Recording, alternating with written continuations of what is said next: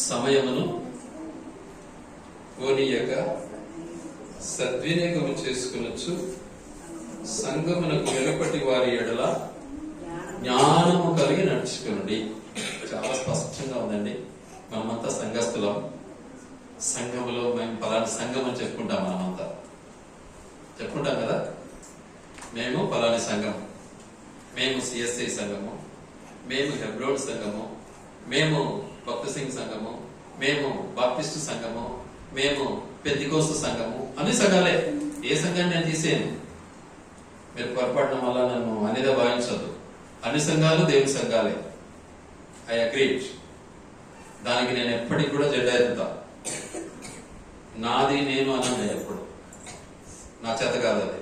ఎందుకంటే నేను సమస్తాన్ని వదిలి దేవుని పనిలో దేవుని పిలుపుని అందుకొని సేవకు వచ్చాను.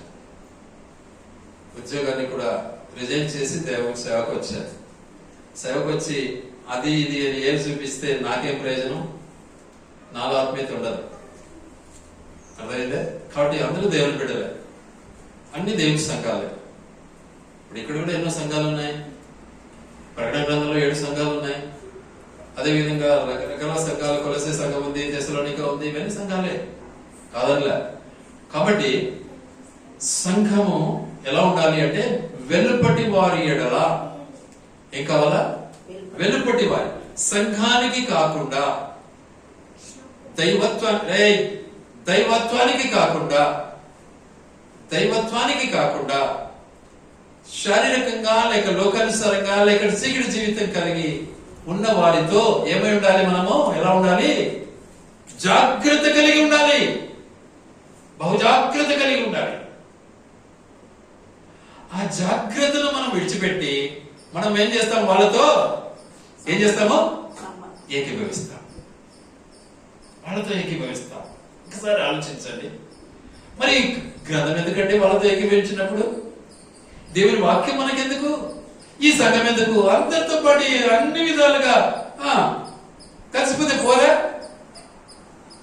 నేను ఒక మాట చెప్పాను మీకు. ఆడ గోవింద అంటేనే ఆడ అంటారు అనమాట, అంటానే ఉంటారు అనమాట.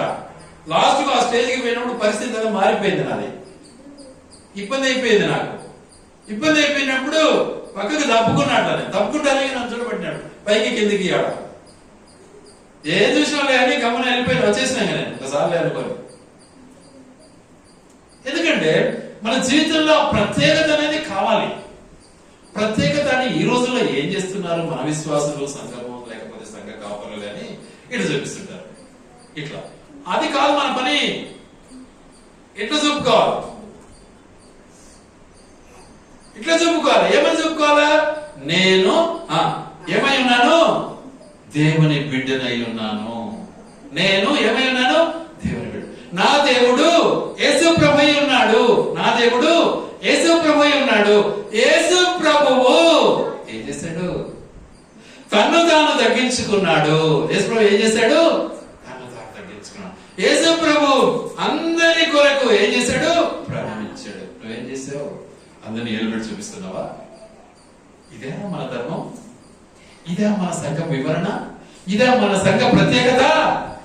ఏలుబెట్టి చూపడం కాదు. మన బ్రతుకులు కనపరుచుకోవాలి. మనం నువ్వు ఎలా బ్రతుకుతున్నావో ఎదుటి వారి ఎడల నీ బ్రతుకు యేసు ప్రభువులా ఉందా? అలా ఉన్నప్పుడే నువ్వు క్రైస్తవుడివి. అలా ఉన్నప్పుడే నువ్వు యేసు ప్రభు బిడ్డవు. అలా నువ్వు లేకపోతే యేసు ప్రభు బిడ్డవు కావు. కాబట్టి క్రీస్తు యొక్క లక్షణాలు, క్రీస్తు యొక్క క్రియలు, క్రీస్తు యొక్క సుగుణము మనలో ఏం కావాలా? సార్థకం కావాలి. వాటిని అనుభవించాలి. అందుకే అంటాడు సమయమును ఏం చేయాలి? దానికోసము వెచ్చించాలి. సమయాన్ని వెచ్చించేది నేర్చుకోవాలి. మనం ఏం చేయాలా? ఇట్టయిపోయింది, అట్టయిపోయింది, ఇట్టయిపోయింది, ఇట్టొచ్చింది అంటే ఏం ప్రయోజనం? దానికి ఏం ప్రయోజనం? అది మన క్రైస్తవ నీతేనా? అది యేసు ప్రభు పనేనా? ఆలోచించాలా? మరి ఆ క్రియ మనలో లేకపోతే సమయాన్ని మనం పాటించిన వాళ్ళమేనా? ఇచ్చారు మనకు? ఆయనది దేవుడు ఇచ్చాడు మనకి సమయం. మనకు తెలుసా టైం 12 గంటలు అయితే ఉంది, వద్దు ఖచ్చితంగా మధ్యకి వచ్చింది, సరిగ్గా 12 గంటలు అయింది. ఎవరు నిర్ణయించారు? ఇది మనిషా? సైన్సిస్టా? సూపర్ సైన్స్, సూపర్ స్పెషాలిటీ యేసుక్రీస్తు ప్రభువుల వారు నిర్ణయించారు ఈ పనిని. ఈడ గంట అవుతుంది, 12 అవుతుంది, మధ్యాహ్నం అయింది. ఏంటి ఇవన్నీ ఆలోచిస్తే మన చేత అవుతుందా? ఒక్కసారి పునర్ ఆలోచన చేయండి. ఎందుకు దీన్ని మనం తెలుసుకోలేకపోతున్నాం? సమయాన్ని మనం ఎందుకు సద్వినియోగం చేసుకోలేకపోతున్నాం? ఒక్కసారి మన జీవితంలో దాన్ని మనము జ్ఞాపకం చేసుకోవాలి. చూడండి దయచేసి. కాబట్టి దేవుడి తన యొక్క మహిమను మనం ఒకసారి జ్ఞాపకం చేసుకుందాం. దయచేసి ఆలోచించండి. రోమా పత్రిక 6వ అధ్యాయం, రోమా పత్రిక 6వ అధ్యాయం 4వ వచనం చదువుకున్నాం. కాబట్టి తండ్రి మహిమ వలన క్రీస్తు మహిమలో నుండి ఎలాగూ లేపబడెనో అలాగే మనమును నూతన జీవము పొందిన వారమై నడుచుకున్నట్లు మనము బాప్తిసం వలన మరణములో పాలు పొందుటకై ఆయనతో కూడా పాతి పెట్టబడితిమి. నిజంగానా? అవునా? ఈ క్రియ మనలో ఉందంటారా? ఒకసారి ఆలోచించండి. పాతి పెట్టబడ్డామా? నిజంగా బాప్తిసం పొందామా? బాప్తిసం పొందేటప్పుడు ఎలా మన బాప్తిసం ఉంటుంది? చనిపోయిన వాడు ఎలా పండబెట్టబడతాడో ఆ రీతిగా నీళ్ళలో మనం బాప్తిసం ఇస్తాం. చనిపోయి తిరిగి లేచాడు అన్నటువంటి ఆ సాదృశ్యాన్ని నీటి ద్వారా మనం బాప్తిసం ఇస్తూ ఉన్నాం. కానీ మన దేవుడు అంటున్నాడు, అక్కడ ఏమంటాడు? బాప్తిసం ఇచ్చి యోహాను అంటున్నాడు, నేను మీకు నీళ్ళలో ఇస్తున్నాను, కానీ మత్తయి సువార్త 3వ అధ్యాయంలో మాటలు ఉంటాయి. నేను నీకు నీళ్ళలో బాప్తిసం ఇస్తున్నాను, కానీ నా వెనక వచ్చేవాడు ఏమిటితో ఇస్తాడంట? అగ్నితో బాప్తిసం ఇస్తాడంట. చూసారా? అగ్నితో. నిశ్చయంగా మనం అగ్ని లేకపోతే కాలిపోతాం కదా. మరి కాల్చబడకుండా ఉండాలి అంటే ఏం చేయాలి? మనము షడ్రక్ మేషక్ అబేద్నెగోల వలె ఉండాలి. ఉన్నామా? ఏమయ్యా నెబుకద్నెజరు? ఆయన మహారాజు, ఆయన గొప్ప రాజు అండి. కానీ ఏమంటున్నారు ఇప్పుడు? షడ్రక్ మేషక్ అబేద్నెగోలు నెబుకద్నెజరు అన్నారు, పేరు పెట్టి పిలిచారు. నెబుకద్నెజరు, ఈ అగ్నిగుండం చూసి మేము భయపడి నీ బొమ్మకు మ్రొక్కుతాం అనుకున్నారా అన్నారు. ఎన్నటి కాదది, ఎన్నటి కాదు. నీవు మమ్మలను అగ్ని గుండంలో పడవేసిన మా దేవుడు. ఎవరి దేవుడు? మా దేవుడు, మా దేవుడు. నేను పలాని సంఘం, నేను పలాని సంఘస్థుని, నేను విశ్వాసిని, నేను ప్రభు నమ్మిన వాని, నా దేవుడు నన్ను ఆ అగ్ని గుండముల నుండి రక్షించడానికి సమర్థుడు. ఉన్నావా నమ్మకంతో? జీవిస్తున్నావా క్రియతో? జీవిస్తున్నావా సుగుణాన్ని కలిగి? జీవిస్తున్నావా విశ్వాసం కలిగి? జీవిస్తున్నావా పశ్చాత్తాపాన్ని అనుభవిస్తున్నావా? ఒకసారి ఆలోచించు. కలిగి ఉన్నావా మనము? ఆ సమయం మంది దేవుడు మనకి ఇచ్చాడు. ఆ సమయంలో వాడుకుంటున్నావా? అందరితో పాటు నువ్వు తవలా కొట్టుకుంటూ పోతే ఇక నీకు సంఘస్థునికి, మరి నీకు సంఘ వేతనుడికి ఏమి తేడా ఉంది? అక్కడ ఏం మార్పు ఉంది? అక్కడ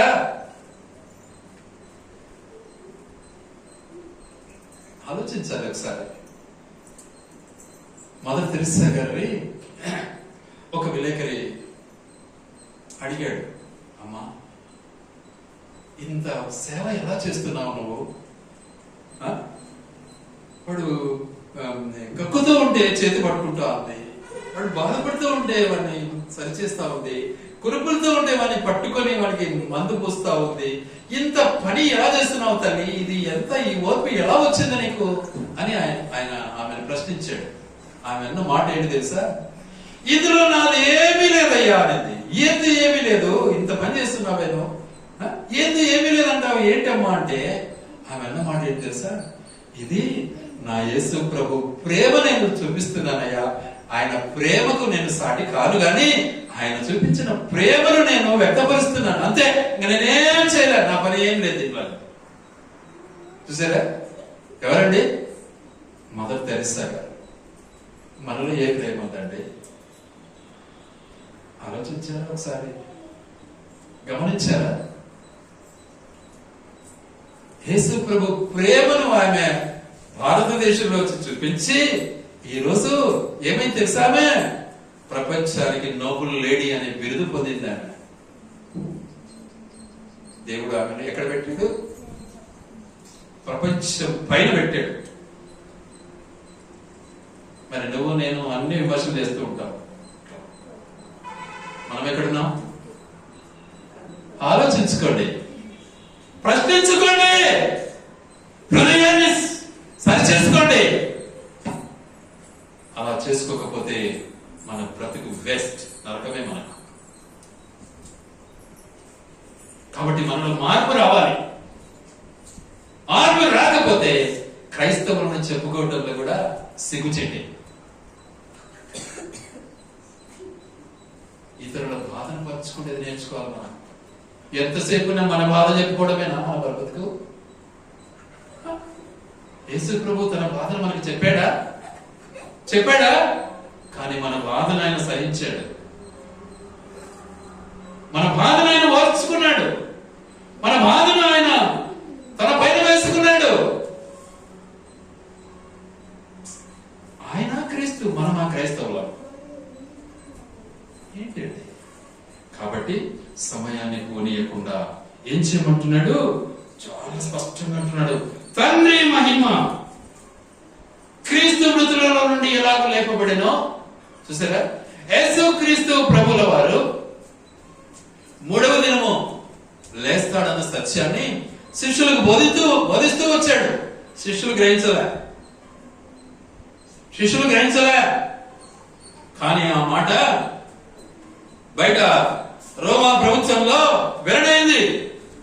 వీడు చనిపోయి 3వ రోజు లేస్తానన్నాడు అనే మాట వెల్లడైంది.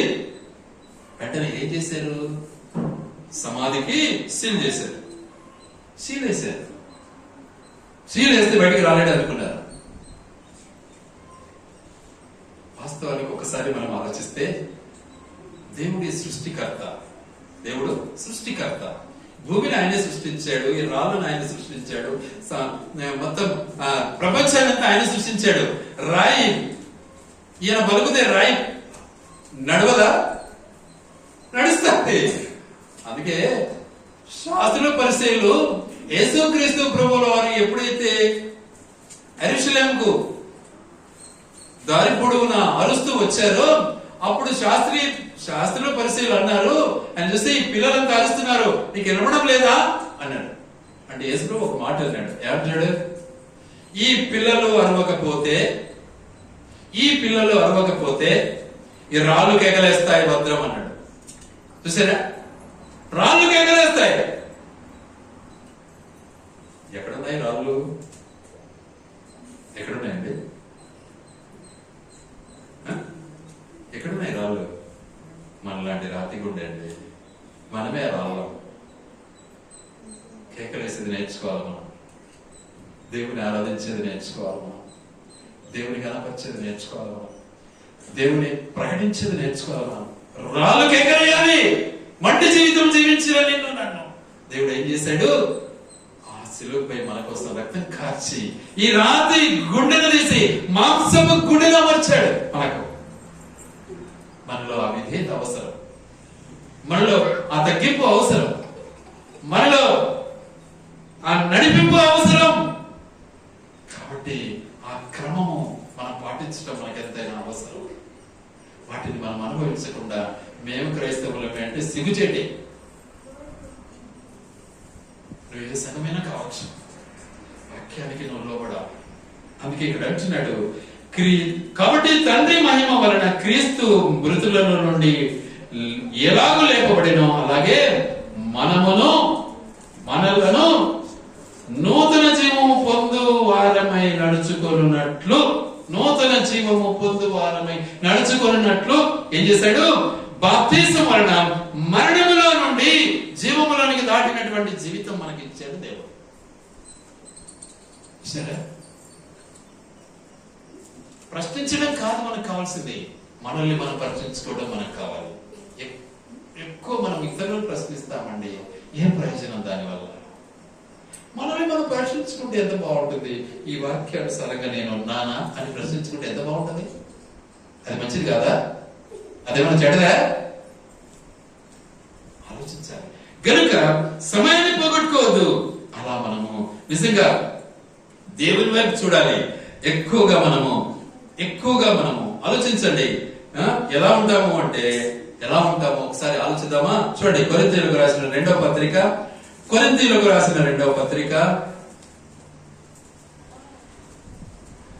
5వ అధ్యాయము 6వ వచనం. 5వ అధ్యాయము 6వ వచనం. వెలిచూపు వలన కాక విశ్వాసం వలననే నడుచుకోవాలి. చూసారా? వెలిచూపుతో కాదు. బయట నన్ను చూస్తున్నారా, నేను విశ్వాసిగా కనబడుతున్నానా, ఈ డ్రామా వద్దు మనకు. అర్థమైందే?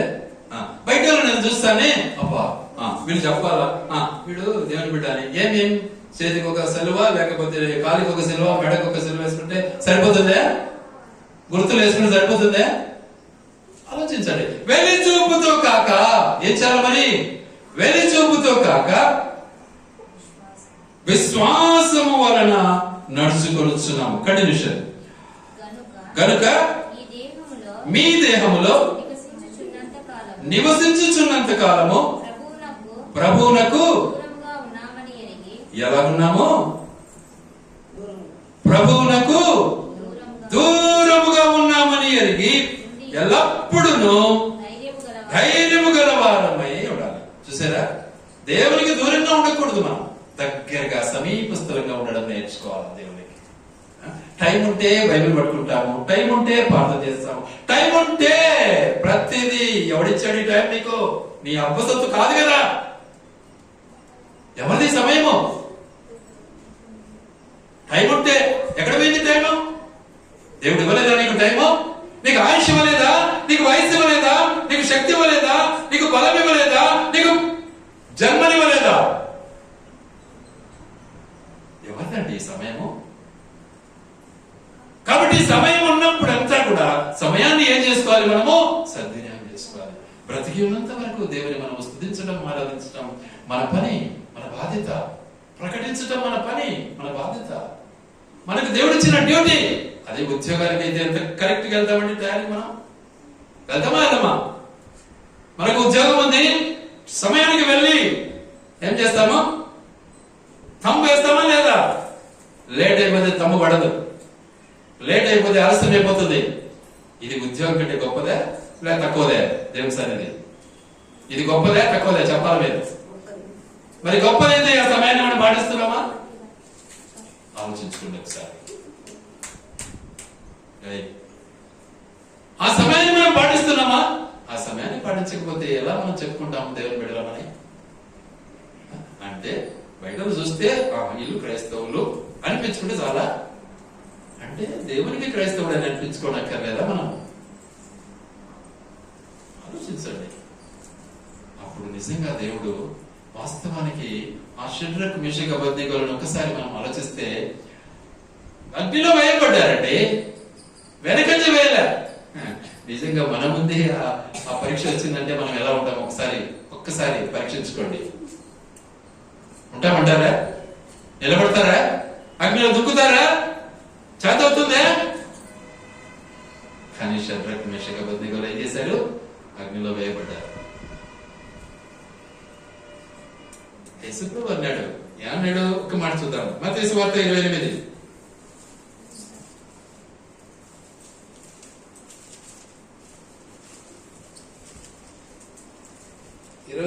20 వచనం చదువుకుందాం.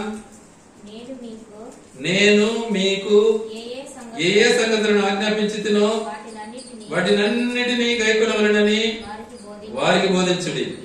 ఇదిగో నేను యుగ సమాప్తి వరకు సదాకాలము మీతో కూడా. చూసారా? ఎంతవరకు? యుగ సమాప్తి వరకు. ఈ లోకం ఉన్నంత వరకు నేను మీతో ఉన్నాను. ఉన్నాడా? నా దేవుడు నాతో ఉన్నాడన్న నమ్మకం మనకుందే? ఆలోచించుకోవాలి ఒకసారి. ఉంటే క్రైస్తవ్యం అవుతావు, లేకుంటే క్రైస్తవేతరం అవుతావు, అంతే. కానీ మన దేవుడు ఎల్లప్పుడూ సదాకాలం మనతో ఉన్నాను అంటున్నాడు. అందుకే ఆయనకి ఏమని పేరు పెట్టాడు? యేసు అని పేరు పెట్టాడు. యేసు అనగా అర్థం ఏంటి? రక్షకుడు, రక్షించేవాడు. ఎంతవరకు? ఎప్పటి వరకు? యుగాంతము వరకు నిన్ను రక్షించేవాడు. అందుకే ఆయనకు మన యెషయా గ్రంథం 7:14 ఏమంటాడు? యెషయా గ్రంథం 7:14 మాట చూడండి దయచేసి. కన్యక గర్భమును ధరించి కుమారుని కనును, ఆయనకు ఏ పేరు? చూడండి బాగా. ఇమ్మానుయేలు అని పేరు పెట్టబడును. ఇమ్మానుయేలు అనగా భాషాంతరమున దేవుడు మనకు యుగాంతము వరకు తోడై ఉన్నాడని అర్థం. చూసారా? ఏమండి చదవడం తెలుసు అంతేనా? అనుభవించడం ఎవరు అనుభవించాలి? బయట వాళ్ళ, సంఘవేత్తరుల, సంఘానికి బయట ఉండే వాళ్ళ దగ్గర జాగ్రత్తగా ఉండేది నేర్చుకో అంటున్నాడు దేవుడు. ఎంత చక్కగా మాట్లాడుతున్నాడు అండి. దీన్ని మనం అనుసరించడం మన పని కాదా? ఎవరు అనుసరించాలి? వాళ్ళ ఇంగ్లీష్ వల్ల ప్రపంచానికి అంతటికి దేవుడు. జాగ్రత్త. ఒక్క ఇజ్రాయేల్ కాదు ఇది. ఇజ్రాయేలులో ఉన్నటువంటి ఇతరులు, అన్యులు అందరికీ ఈ కట్టడి వర్తిస్తుంది అని రాయబడినటువంటి గ్రంథాలు ఏమంటారు? లేవీ కాండము, తర్వాత సంఖ్యాకాండము, ద్వితీయోపదేశ కాండము చదవండి. ఒక్క ఇజ్రాయేల్ కానీ ఉంది అక్కడ? మొత్తం లోకానికి అందరికీ ఉంది. చదువుతున్నామా మనం అసలు వాక్యం? అందుకే ఏమంటాడు ఒక మాట ఎక్కడ? అపోస్తుల కార్యములు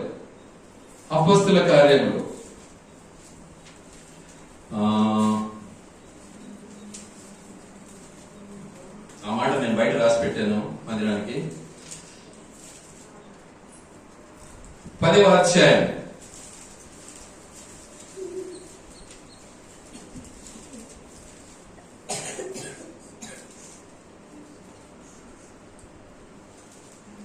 36వ వచనం. యేసుక్రీస్తు అందరికీ ప్రభువు.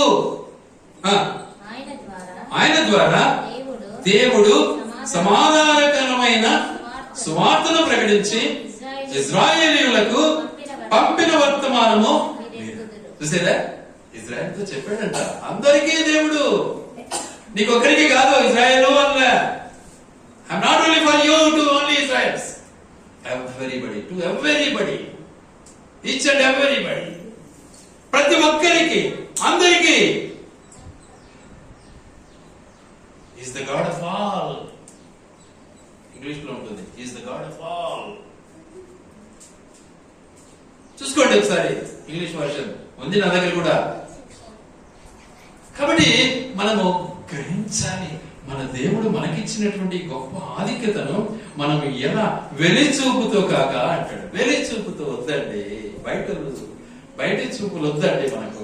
మనం విశ్వాసులమని చెప్పుకుంటే మనము దేవుని యొక్క చూపులో ఏం కావాలి? మనము ఆయనకు కనపడేది నేర్చుకోవాలి. ఆయనకు కనపడాలి మనం. అందుకే ఆమోసులో అంటాడు, నీ దేవుని సన్నిధిని నిలబడను నీవు సిద్ధపడుమా. చూసారా? నీ దేవుని సన్నిధిలో నిలబడు, నేర్చుకో, సిద్ధపడు. ఒక్కొక్కరు అంటారు, మా ఇంటికి వచ్చి ప్రార్థన చేయి అంటారు. రే అసదమ్మా, మా ఇంటికి వచ్చి ప్రార్థన చేయి అంటారు. అంటే అక్క అన్న మీరు ఎప్పుడైనా చెప్పండి, నాకు ఫోన్ చేయండి, పలానా టైము వస్తాను, తప్పకుండా ప్రార్థన చేస్తారు అన్న. నువ్వు ఎప్పుడు వచ్చినా రెడీ అన్నా. చూడు ఏం జవాబు? నువ్వు ఎప్పుడు వచ్చినా రెడీ. ఆలోచన చేయండి, ప్రార్థన చేయాలి అంటే సిద్ధపడవద్దా? అవసరం లేదా? ఎప్పుడు వచ్చినా రెడీ అంట. సరే నేను ఒక ఇంటికి ఒక రోజు పోయాను. ఎట్లుంది తెలుసా? ఇల్లు బదలడినట్టుంది. ఎప్పుడు వచ్చినా రెడీ. ఏమండి ఏమక్క సిద్ధంగా ఉన్నారా అన్న? అయిపోయింది ఇప్పుడే నా నిద్ర కాసు అప్పుడు త్వరగా తీసుకొని కసు ఉడిచి సాపేస్తుంది. ఎట్లా అండి? ఏది సిద్ధం?